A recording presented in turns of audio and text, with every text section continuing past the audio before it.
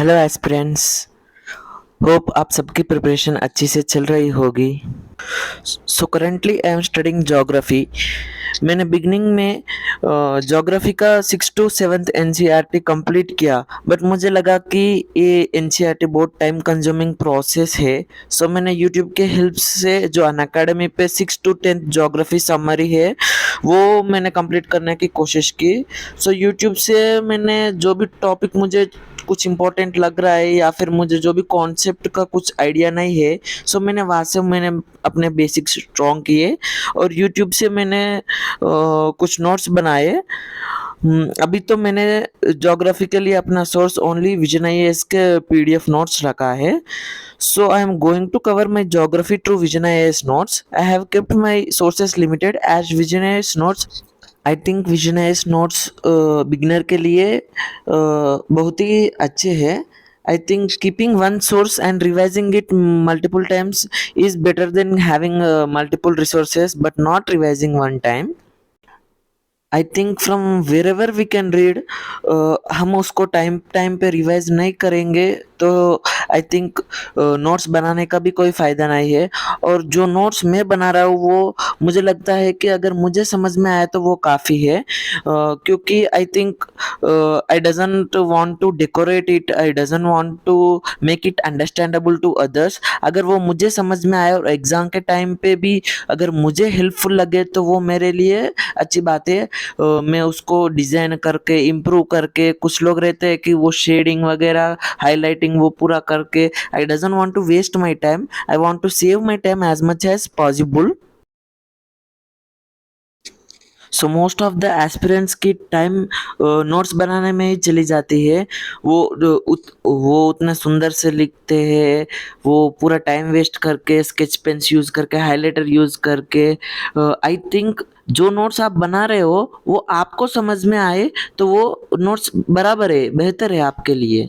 Never expect कि आप जो नोट्स बना रहे हो वो दूसरों के लिए भी फ्यूचर में अगर हेल्पफुल होगी, ऐसा सोच के आप ज़्यादा टाइम वेस्ट मत करिए नोट्स बनाने में। आई थिंक जो भी आप नोट्स बना रहे हैं वो आपको समझ में आए वो आपके लिए काफ़ी है।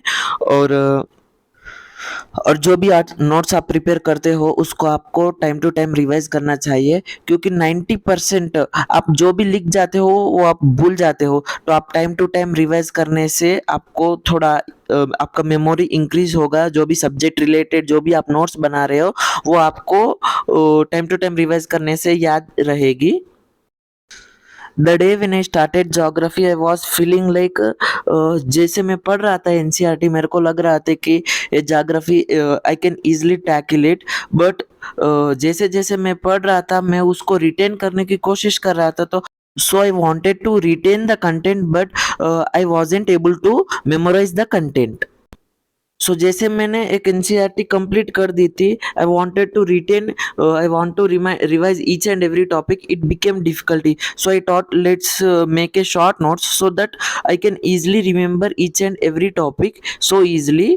जब मेरे को एग्जाम के टाइम होगा तो मैं शॉर्ट नोट्स जल्दी रिफर करूँगा। सो इसलिए मैंने अपने ही खुद के नोट्स बनाने शुरू करे।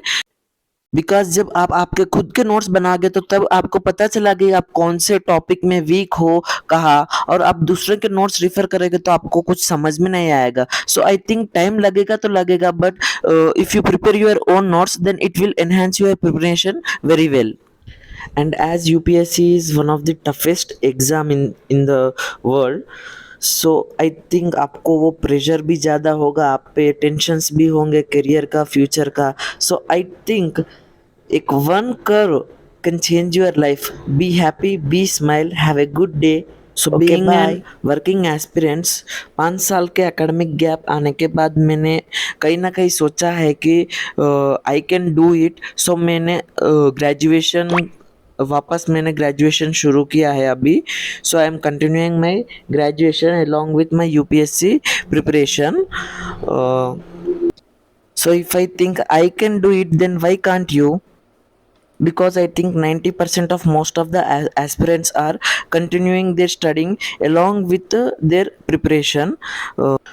So in everybody's life, some days are good and some days are bad. No matter what you have, be glad for yourself for having everything, and try to be better version of yourself.